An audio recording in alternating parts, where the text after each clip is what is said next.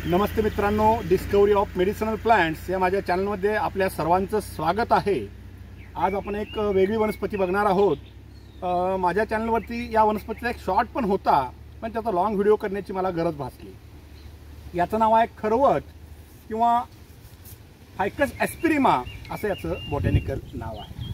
तर याला फायकस एस्पिरिमा किंवा एक खरवट का म्हणतात? हा थोडासा आवाज ऐकू शकता। हे जे पान आहे त्या पानाचा खरखरीतपणा जो आहे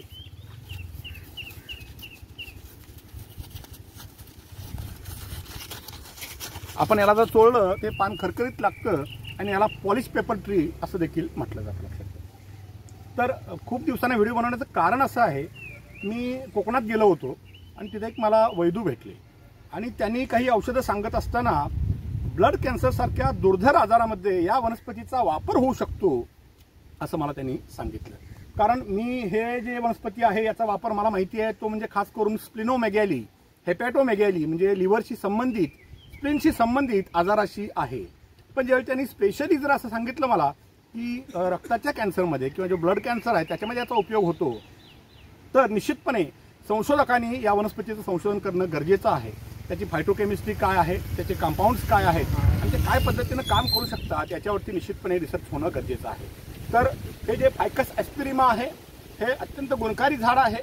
ज्यांना स्प्लिनोमेगॅली आहे, पानथरी आहे, सूज आहे, त्यांनी जरूर त्याची एक पद्धत आहे।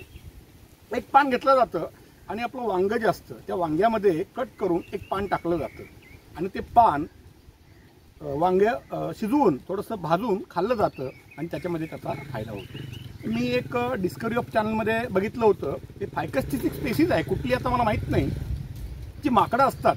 ती माकडं काय करतात, ही जी पानं आहेत ही पानं याची गुंडाळी करतात आणि ही पानं गुंडाळी करून तशीच खातात। यानं काय होतं की हे अँटी वर्म म्हणून काम करते, कारण ते जंतू जे आहेत बारीक त्याच्यात याला अडकून येतात, अशी बरोबर गुंडाळी केली जाते आणि ती माकडं असंच खातात। ही गुंडाळी पाहू शकता, अशा पद्धतीने गुंडाळी करतात माकडं आणि खातात आणि त्याच्यामुळं त्यांच्या पोटात झालेले जंत आहेत ते जंत तशाच पद्धतीनं बाहेर पडतात। म्हणजे या दृष्टीने सुद्धा या प्लांटवरती विचार करणं गरजेचं आहे। जेवढे फायकस आहेत ते अत्यंत महत्त्वाचे आहेत, त्यांचे गुणधर्म चांगले आहेत, पण या वनस्पतीविषयी निश्चितपणे विचार होणं गरजेचं आहे। धन्यवाद।